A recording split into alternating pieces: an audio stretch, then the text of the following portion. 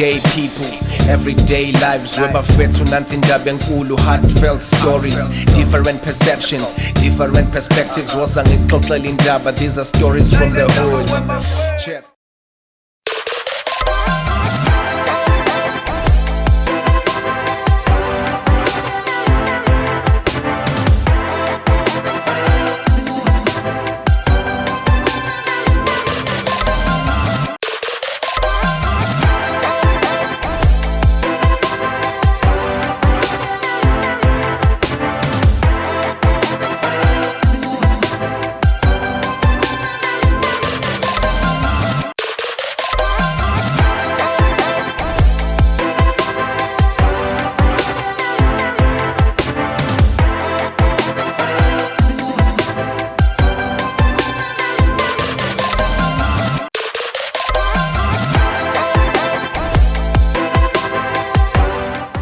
Sikubingelele sikwamukele ohlelweni the Everyday People Show. Sikwamukele once again kwenye episode yethu ya namhlanje. Gama lami ngobhekana umsuthu wakwaZungu. Siyabonga kakhulu that we are back emva kwesikhashana nje side sihleli ngaphandle ukurecorda anything sikunikeze kona ke emakhasi. Buyile ke futhi ke nenhlelo zakho ke ezimnandi neshisayo kanjalo ke nama interviews esiyasiwenza ke sikhuluma nabantu kuba everyday abantu ke siphila nabo emphakathini, abantu abenza izinto ezibalekile emphakathini. Namhlanje kakuhluke lutho today ngoba la eduze kwami ngihleli nomkhulu Mkhize, inkanyamba yasembo. Abantu abaningi ke bazomazi kakhulu ku YouTube khona ne channel yakhe is also lapha khona ku YouTube doing very well. So nathi sithe simbizeke namhlanje ku Everyday People Show sizokhuluma naye inkanyamba yasembo. Siza ukuthi ubani, isukaphi, yenzani ngoba ningi ezinye izinto isilosizwa kuthi uyazenza kodwa ukuthi asichazele kahle ukuthi zenzeka kanjani. Mkhulu Mkhize, siyakubingelela. Siyakwamukela hleli. Ngicela ukubingelela umsuthu, ngibingelele nababukeli nabalandeli be channel yakho. Siyabonga. Siyabonga kakhulu ukuthi mkhulu sihloniphe kuhlelo lwakho ku-schedule sakho esibhizi ngalendlela emangazayo ni. Abaningi bayamazi umkhulu Mkhize mhlambe ngemisebenzi yakhe, abanye bamazi ngezinye izinto zakhe azenzayo. Mhlambe kumuntu ongamazi umkhulu Mkhize ubani, udabukaphi? Mkhulu Mkhize usicelo wakaMkhize ngokudabuka, udabuka eNewcastle kodwa ke wagcina izinto emnambithu wamnambithu. Umnambithu uyanambithana baningi banambithu. So ukhule nje uzalelwe eNewcastle, wakhulela eNewcastle. Uthe sekuyisikhathi sokuthi unambitheke umnambithu osukunambithu usukhulile. Ngikhule khona eNewcastle, ngafunda khona ngezinto zamatoho, ngagcina ngabothi phandle kwezwe lase South Africa. Ngaze ngagcina nginambithekile ke ngo-2006. Oh, okay. Engifuna sikhulume ngakho kakhulu Khabazela. Indaba yakho yokunyanga. Abantu abaningi bayitshela ukuthi mhlawumbe mangabe uyinyanga kunezinto eziningi ozenzayo before ube inyanga. Ngiyakuzwa ke njengamanje uzenzela emnambithu la usebenzela khona wenza zonke izinto isigodlo sakho sila emnambithu. Lento yokuba yokunyanga ikungeneni Khabazela? Lento iqala iba ubizo ngisho njalo. Okay. Kodwa uqala ukwazi ukuthi ngiumuntu nabantu abadala noma umuntu onokunyanga. Ngiqala ukwazi ngo-1996. Ngakho ngobalekela ke ngoba umuntu uyabe nenkolelo, sasinenkolelo ke nami nginayo inkolelo ukuba inyanga uyacisha ukunaka abanye ozakwethu. Uba umuntu nje ongcolayo nanokuthi phela isimo engangikuso noma mawusuku usebenza akusizona izinto ozinakayo. Yeah. Ukuthi abantu abadala kusengaze bazongena kimi ngoba mina nginezinto zami engizenzayo why. So nami ngakubalekela kakhulu lokho ikubalekela. Ngagcina ngingasayina sesontweni ngoba ngangifike esontweni ngivela ukuthi ndoda kukhona izinto onazo okumele ngabe yazilungisa. So into engibalekisa kakhulu ukuthi ngoba ekhaya ngathi ukukhondolo lento. Oh yeah. So ngangibalekiswa nayo lonto leyo futhi. Nanempilo engangiyiphila ngaleso sikhathi akusiyona into yami le. Ayihambi yobheka abanye njalo. So wagcina ke ngiloko ngicasha nje. Lokho ukhuluma indaba ukuthi ikukhondola ekhaya kusho ukuthi mhlambe before wena ngaphambi ukuthi kube uwena inyanga ube Mkhulu Mkhize ubekhona omunye umuntu oyinyanga phambili nabanye abantu abebeyinyanga bakhona ubaba ozalayo ubemelaphi ugogo ozala ubaba ube isangoma kakhulu esihlonishwayo ngoba engabika amafoni kodwa wayekwazi ukusitshela namhlanje ukuthi ngelanga lokuthi uze umsuthu sana emlungisela umuntu ukuthi uze ngokuthi ubani ugogo lo ugogo yes okay so ungasho ukuthi mhlambe into le ekubambe ekhaya usemncane ukhula yakhula nawe inini la othathe khona isinqumo khawaze njengoba usho ukuthi ngo1996 ubusuwazi ukuthi khona ukukulandelayo isiphi la uthatha khona isinqumo sokuthi cha ngiyavuma ngizoba yiyona lenyanga ngifuna ngibe unyaka ka2005 yeah la engithetha ngimukele nakhona ngimukeliswa izibi umfowethu omncane owagcina engena ileaders ngesimo sokuthi asibaleka phela thina sibadala yagcina sebiza nolaka kuyena wagcina sephazamisa so uma ngithatha ke nami ibhodlela ngiphuma ngeke kwabanye bacha kehle uyayazi into okuyiyona yona oyibalekelayo ukela ngoba le ndlela zihluphene ingane nasebhizinisini lokho somasebhizinisi khona sahambi kahle ngisenze izinto ngendlela eqondile ngase ngimukela ngifuna sibuyela uma ngabe wemukela wenze njani because angiyazi indlela bebeza ngayo kuwena bebeza ngephupho beyokugulisa ngoba abantu abafani bebeza kanjani kuwena and mase wamukela kanjani uyavuma nje cha ngiyavuma ke manje ngithwasiseni cha eqinisweni kuba nendlela abaqhamuka ngazo njengami nje anginenkinga yokushayisa abantu ngemoto hayi ngibashayisa ngoba uma shisonke lapha ngikhumbula ngaphathwe shayisi bangiphatha kahle baphuma ngabuza ukubani ukuthi ngabe kwenzakalani cha basho nabahloya kudala inkinga kodwa ke ekuthwaseni angizange ngivele ngihambele nje into eyenze ngoba ngizobe bengibaleka kwathi ngelinye ilanga nje kuseni la ekhaya savuka kunamakhwela ayikhala indlu yaphela ekhaya cha ngaphuma kunensizwa yangapha eScott yakamkhize ngaphuma ngaya kuyo ngoba nginalento yokuchaya umndeni ngayobuza ukuthi akabheke kwenzakalani ngoba manje cha sengiloyo kakhulu phela mase kukhala izinto endlini cha naye wayithathela phezulu wabuya weza la ekhaya athi mayifika la ekhaya cha khehla sengabantu abadala sebeyifikele ngesimo esikhona so kuzinezinto kuzomela uzenze ukuze babhodle njengoba sebekhalakala endlini nje sekuyinkinga futhi sebeyizele bona cha ngase singithi cha khehla kulungile lungisake wabe senza ke izaba ukuthi behle ulaka ngoba kwakukuthi izindlu yonke ngabe sengiqhubekela phambili ke ukhona ubaba othile okankabindi ePortchester usandlula ngebhadi wabe seqhola ke eqala ke isikole sokuthi angithwase mana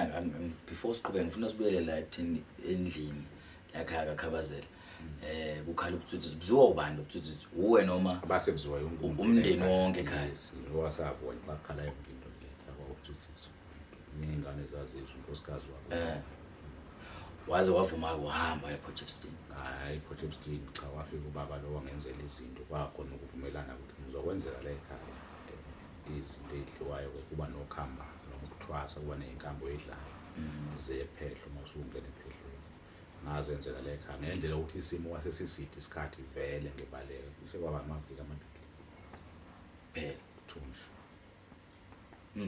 kwenziwa 2 weeks waseqhubeka okay usuthwasile ngiyazi ukuthi nenhlobo zenyanga ayifani noma ngeke ngikwazi ukuyihlukanisa ukuthi inyanga nje kodwa ngiyazi ukuthi inyanga isebenza ngendlela ezingafani wena ke unhlobo nenyanga ulapha kanjani cha nguyimelaphi nje oqondile ofanayo nabanye kodwa ke ngeke ngikufanise kulapheni nginendlela eziningi ezihlukene zokulapha kodwa ke la ekhasi lapha wonke umuntu ogulayo uma kuthiwa ibugulo sokunakho siyakwazi ukusilekelela ngiphinde ngilekelele futhi lezi zamabhizinisi ngiwana muso amabhizinisi ngilekelele mase ngibona ukuthi asahambi kahle kumsuthu usabathe uyafisa ukuzomshutha kushutheni ngiphinde ngilekelele ngenelele ke lapho ukuthi cha umsuthu akawathola ama customer aqhubeke ibhizinisi lakhe ngendlela eqondile Okay, ngizobuya lapho ngoba lento isho abanye abantu bayabethi ukuthwala, but ngifuna sigcine ngayo leyo ukuthi mangabe uthi uzomsiza umuntu ukuthi ibhizinisi lakhe lihambe kanje. Yebo. Uma ngabe uzobuya ekuthwaseni ekhaya bakwamukele kanjani? Bungasiyona inyanga. Usuyabuya manje usuyinyanga for sure. Indlela yokuphila ekhaya mhlawumbe indlela bekwenziwa ngayo ekhaya sekuzoba khona ushintsho oluthile olukhona. Ngenhlanhla yonke into beyenzeka la kwami cha njengoba ngisho ekhaya ngizalwa ngoba ngisho umama wami usangoma namanje khona azange baxwaye azange ube khona ukuxwaya ukuthi ngoba phela nawo ngangibuke ngathi mase nenze izinto ngangithi ngiyagcina usiko ngabe sengiyeka nje ngoba lokho yonke ngoba ngase ngikwenzile phela okumele ngikwenze ngangingazi ukuthi kumele ngiqhubeke ngisebenze ngayi ngashiya kanjalo. Wafika walungisa nje wasuyeka nje uyidlalela and then emva kwalokho usuhleli ke ake ngiqale la mhlambe ekubuya kwami ephehlweni mina ngangiphakamiselwa abalozi labo bathuniniza abanye babethi abalozi yibo laba bethuniniza la ekhaya ngilungiselwa bona uma usukuthwasa ke ngihambe vele nje wenze abalozi phela kunendlela yomnguni njalo umnono kuyehlangana so kuyehambisana kahle abalozi bayaphakanyiswa ngeshonda labathwasela yesu imoya esuku ieda kule moya osuku nayo so uthe mase ngosuku le graduation sisho njalo kwase qhamuka laba abanye ke enginabo abaxoxa nje wasixoxa abakhulumayo anaye mawuthi abaxoxa akhabazela ngifuna ukuzwa kahle kanjani ukuthi njoba ngikhuluma nawe nje bafike nabo bakhulume nawe bayakhuluma nje uma uzohlola la ekhaya bakhuluma nobani bakhuluma nawe qobo mina ngizohlola yena hayi so mangifika nje esigodlweni ngihlale nje bese ngixoxa nje uma ufika nje esigodlweni zala ekhaya kaMkhize uyaphanyiselwa masondele baxoxe nawe bakhulume nawe uyakubingelele sisuke sidonse idalwa zakini nezidalwa zakaMkhize bese beyakhuluma kodwa nje mawusuzohlola ekhaya naye uhlole lo kancane la usuhlolela imali kodwa nje imvamisa yakhona mawusuzohlola uthola amakhosi ubuyibona akhuluma nawe ngqo hayi noMkhize uphendulane futhi nawo wona wena hey kabazela okay mhlambe mbukeli ekhaya ngizoni mangisuka la masiqeda i-interview ngihambe nami ngithi ukuyokhuleka lapha ngibona ukuthi kodwa ke kuyathusa kodwa ke kufuneka ukuthi sikwenze kodwa sobona ukuthi kuyenzeka so uthi uyabuya ke ekhaya usukubekile ukuthi wena usuqedile ngoba nakusukwenzela okade kufuneka uqala kwakho ukusebenza abantu ke manje uqala nini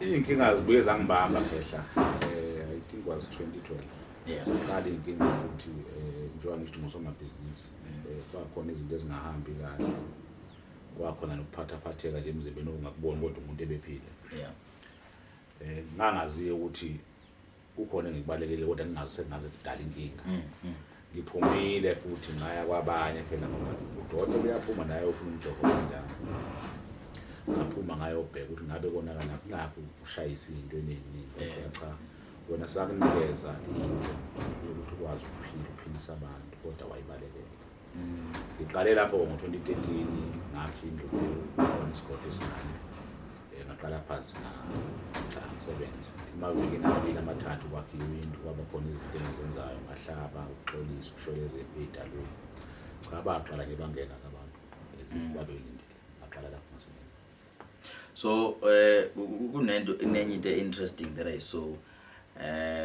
ngoba ngeke ngabuka on your channel ukuthi akusuwena futhi oyayi usho ukuthi malini umuntu mangabe usumhlolelile noma usumelaphile lutho iphuma ubani osho ukuthi malini ile moya engengamele ngithi omkhulu ibona abakwashoyo ukuthi cha mntanami lokho sizokwenzela ngemali engaka lokhu uzonkomo yethu kuyinkomo engaka mina nginawo amandla okusho ukuthi njengoba msuthusula ngizokufuna u500,000 noma ngizokufuna u2 ibona ababonayo isimo sikaMsuthu bese bethi cha inkomo yale ekhaya masikulekelela kuzoba inkomo engaka mina nginawo amandla usho wona uzwe nawe usebekhuluma nawe phela usukuhlola mina ngiyisithunywa kahle kahle sedlozi Okay. Yeah. Mina ngiyakucelela ukuthi ukhulume nabo uxoxe nabo wena. So nenkomo le abazoyibiza bayibiza bayakutshela intana yakhe inkomo yethu ingaka. Manje kuyakhalwa ngithi ngiyikhalele ngithi hayi nina basembo hayi kunzima. Ekukhaleni ke ukhala kuwo futhi awukhali kimi angingasingathi mase siphumile la ngaphandle ukusuthi cha ngikhabazela mina ngino 1000 noma ngino 200 khala kubona ngoba subehlolela wena bekhuluma nawe babesho inkomo yakhe basuke beyisho so uwo kumele ukhale kubo ucha mina nginenkomo engaka kodwa akaxoshwa ke futhi umuntu phela noma ngokuthi inkomo akanayo lesuke ibiziwe ngoba into ebalekile ngokwemoya yedlozi ukuphilisa abantu not ukubabulala kulona ibhizinisi ukusiza abantu. So uma umsuthu efikile cha mina ngino 200 rand bebethe bafuna 350 akukho kuvimbayo ukuthi basizwe into ebalekile empilo. Kodwa ke bayisholo bona bathi nansi inkomo yethu inkomo engaka. Cha bayisholo bona impela bathi cha inkomo yethu thina ingaka. Esidini. Okay. Ngifuna sibelekele kulela phuzu esike sathi ukudlula kule endabeni yokusiza abantu endabeni yebusiness. Ngiyazi uyabasiza abantu abagulayo, ngiyazi ubasiza abantu abanenkinga eziningi, kade ungitshela nje la ukuthi hayi nembizi khona mangabe ngifuna ukuthi kube mnandi ekhaya. Bese ngithi ngizokuthinta. Ngifuna sibuyele kodwa la endabeni yokuthi eyokusiza kakhulukazi when it comes to indabeni yamabusiness kabazi. Abantu abaningi ke ziningi nezinyanga ezikhona ku social media, ziningi nezinyanga ezikhona nje empilweni ezithi ziyabasiza abantu ngezinto ezithinta amabusiness. Yini umehluko for ukusiza umuntu ngebusiness nokumthwalisa? Kuhlukile kahle kakhulu. Kuhlukile kahle nakho ukuthwala kuyingxenye yokumsiza. Yeah. But ngaphambi kokuthi umuntu azoyofika esigabeni sokuthwala ziningi indlela lakuzo zokulungisa ibhizinisi. Yeah. Akukona kuphela ukuthi umuntu kumele athwale ibhizinisi lakhe. Zikhona izinto zenhlanhla leso engahlangana nokuthwala. Zenhlanhla nje. Ukhabazela yena uyasiza ngokuthwalisa yena. Yebo ngiyathwalisa. Kodwa awuthwele wena ngoba phela ukwazi ukuthwalisa abantu ungathwele wena. Akulona iqiniso lelo. Yiliphi iqiniso? Iqiniso lithi into ebalekile kumuntu amandla. Amandla wona ukuthi ngolakho wena uthwalile semele uthwalisa umuntu cha. Amandla khetha njengoba nginesiphiwo ophiwa amandla wena amandla okwenza leyo nto leyo wona enginayo. Hey kabaze kuba kanjani. Ngiyakuzwa kahle. So uma ngifika ngithi ayi kabazela business lami nakho la ngiyashutha kodwa hayi engathi achunga kahle. Ngifike ngikhale kuye khabazela cha ngicela ukuthi ungilungisele nje into zami. Siqala somewhere bese mhlawumbe uthi wena hayi mhlawumbe ngeke kulungela mhlawumbe awuzame ngapha ekuthwaleni. Kwenzakalani? Lese ngiyafika nje angazi lutho angaze ngisebenzise mhlawumbe lese angaze ngiye enyangeni. Ngiyafika ngithi nginebusiness lami alihambi kahle.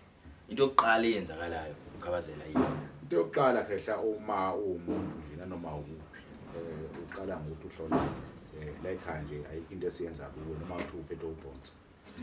Siyakholela ekutheni sihlole sithole umsuka wento ukuthi isuke singathi ubhonsi kanti enye inkinga. So ngaphambi kokuthi sikunike leyo nto yokuthi ukhothe ubhonsi ukuthi ubhonsi wakho ubuhlungu wawo ukwazi ukuhamba. Siyaye sihlole sithole umsuka lokhu nje obuvuvukele nje udalweni. So nakuzo lezi zinto zebusiness ebusiness lihlukene kaningi izinto kahle. Nakuzo siyahlola sibheke ukuthi njengoba umsuthu kungasashutheki yini inkinga. Njengoba umsuthu inkonzo yakhe ingasagcwala abantu yini inkinga. Njengoba umsuthu esebenza ngabantu naye ewudokotela wesintu njengoMkhize. Njengoba bengasangena abantu kaMkhize ukuzohlola noma ukuzobheka ukuthi kwenzakala yini edala siyesibheke yonke lo ukuthi yini edale yonke lo nto ngaphambi ukuthi sifike esinquma. Nakhona futhi isinquma sifika womkhulu nawe nosukuhlola. Akumile ngithi msuthu hamba wokuthwala. So ngiyakuzwa uyabala la ubala ukuthi uthi hayi ibandla lami alisahambi kahle. Isikhodlo sami hayi akusahambi kahle. Ukusho ukuthini lokho? Kusho ukuthi uyathola namanye ama client mhlambe abefundisi nezinye inyanga le bayeza kuwe.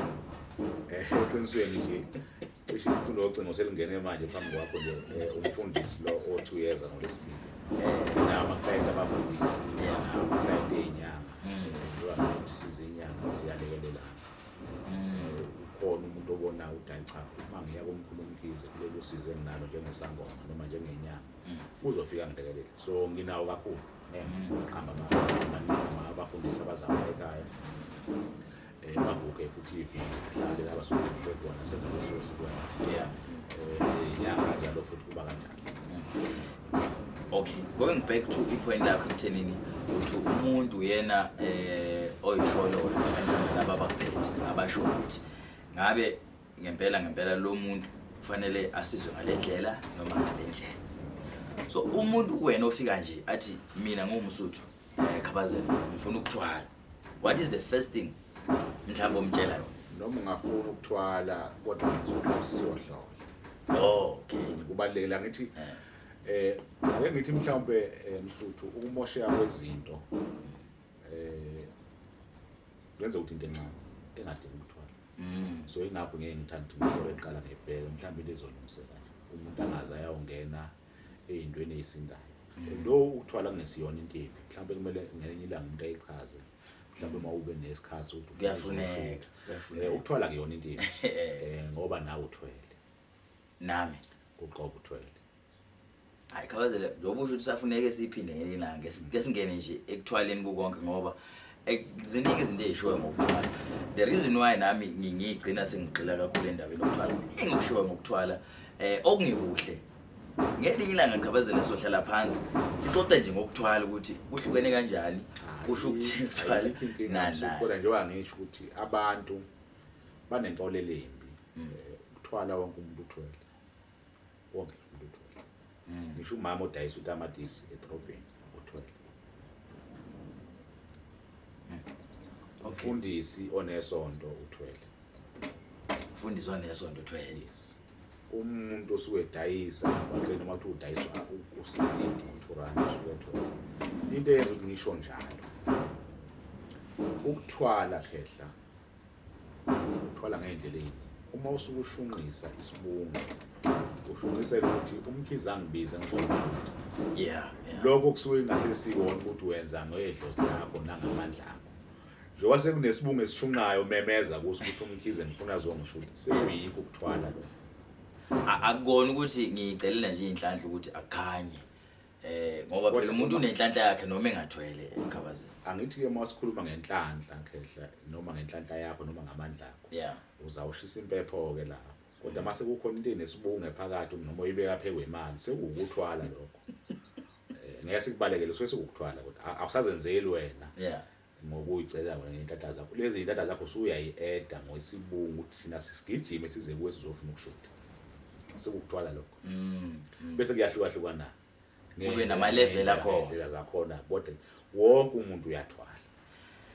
Akhabazela singelinye ilanga sizobuya sikhulumele yokuthwala sikuhlukanise kahle njengoba usho ukuthi kunama level ukuthi uthwala kanjani nanokuthi uthwala ngani. Khuluma indaba abefundisi khuluma abantu abadayisa emgaqweni uthi nawo bane level yabo yokuthwala. But ngelinye next time mangibuya la kwakhabazela sizobe sizokhuluma ngakho ukuthwala nje sikuhlinza singena phakathi siyosho ngamsuthu zithwele. Uma ukuthwasa kahle kahle abantu umuntu uyothwasa. Usuke uyothwala. Ngoba wokubuke uma kukhona izingane engenayo lapho kusuke kuthwaswa khona. Kuba khona into ayithwalayo ekhanda. Kusuke khona ukuthi uzothola usewumntwana wedlo. Inyongo. Yes. Okay. Umuntu usuke ethwala. Kodwa neolimo lasedlozini ukuthwasa kodwa masingena ngokujuba usuke uyothwala ngoba kunezinto azobuya nazo lapha ya. Nemfihla abuya nazo edlozini. Akuzowe kusokuwesa. Hayi sihleli nomkhulu la umkhulu khabazela uMkhize inkanyamba yasembo lesikhuluma nje ngempilo yakhe nomsebenzi wakhe awenzayo kumsebenzi ke wokunyanga. Sesizophetha nje uba ngibona isikhathi la khabazela. Ngizwile ukuthi kunomcimbi angani noma kuthiwa umcimbi noma umgidi noma yini kodwa kunento oyihlelayo enkulu kakhulu ezayo. Mhlawumbe mawungasitshela kwenzakalani? Cha angithi la ekhaya khehla uyabiza. ukuza nje la ekhaya kuyabiza ngoba senze izinto zenzeka la ekhaya siyaqeda ukuba sikuthandi nje ukuba into ezingayithandi nje leyo ukuthi umuntu xa so la ekhaya sifuna impilo so kunabantu abafisa ukuza kuMkhulu Mkhize abanye bayafika bahlole ngezimo zokuthi basiwe befuna ukusebenzela kungenzeki ngithatha ithuba ngikwenze njalo ngonyaka masuzophela unyaka ngoNovember noma uDisemba lo ngithanda kwenza ngoNovember la ngisuke ngisiza khona abantu mahala mahala ngoba umuntu usuke ephethe u500 rand yokukhanyisa lapho sukuthola ukuhlolelwa uphinde ulashwe esifeni osuku naso noma ngabe kuthiwa isifo sini kodwa ulashwe kuso ngikusize kulowo 500 rand so okay kuko konke okwenza kwazela ngalila langa umuntu uzophatha u500 rand kuphela uphatha nje u500 rand ebese sizakala kuyo yonke inkinga azobe nayo ngaleso sikhathi ngo500 yebo nje inkinga ngabe kuthiwa mhlawumbe awubathola abantwana sokunika izinto zokuthi ukwazi usizakala awuthola umsebenzi siyokugeza lokho ukubona okuvimbile uhlushwa isilwane siyosidilisa emsebenzini bakho usuyaphela umsebenzi sofike sikuvimbe lokho unebusiness akusadayise kahle amaqanda noma kuthiwa uyofika nguvule ngingakho sithe umcimbi sivula kuvaliwe noma kuthiwa yini evalekile siyoyilungisa ngomhla ka13 ngalo 500 rand kusho kumahala ngamanye amaso 500 rand okukhanyisela nje omkhulu uphela so umhla ka13 umhla ka13 kuNovember 2021 kuphi indawo yokukhona la kaMkhize esigodlweni number 13695 Estateville abantu bayoza ngomningi laba indlela abathanda ngayo akuvejwe emnambithi ngizwile ngibonile ukuthi khona ku Google abantu bengabhala nje bethi Mkhulu Mkhize kanye yasembo kanye ayibe bese ngithola ke lapho intombazane lo bese emphelezela zambekela ekhaya okay no siyabonga kakhulu Mkhize ngelinye ilanga sizobuya kodwa ngifuna sikhulume kabanzi sigxile kabanzi endabeni yokuthwala ukuyini ukuthwala sikubheke nje siklinze because abantu bakhuluma izinto eziningi endaba yokuthwala siyabonga kakhulu isikhathi sakho namhlanje ukuthi ube nathi ohlelweni angazi noma ke ngithi ngikuvizela inhlanhla noma wokumele unginikeze inhlanhla khawazela ngoba umuntu ophathi inhlanhla uwe sengishilo ukuthi inhlanhla zitholakala la ekhaya womkhulu asebengakuniki inhlanhla kodwa ke nje cha hayi anginayo inkinga ungabuya sichaze ngoba ngiba ngikuthwala nawe uthwele uthwele wonke umuntu uthwele kulungile siyabonga kakhulu siyabonga kakhulu umkhulu ke la Mkhize enkanyamba yasembo inyanga ke leyo dumo kuyakhuluma mongena endlini kuyakhuluma khuluma yena ukhulumela khona siyabonga kakhulu thank you for tuning in ungakhohlwa ukusubscribe plus subscribe sizokwazi ukuthi ke sikunikeze more content emnandi kakhulu because kuningi kakhulu okuzayo from now on siyabonga kakhulu igama lami ngubhekani ngakazungu isibongo. Until next time.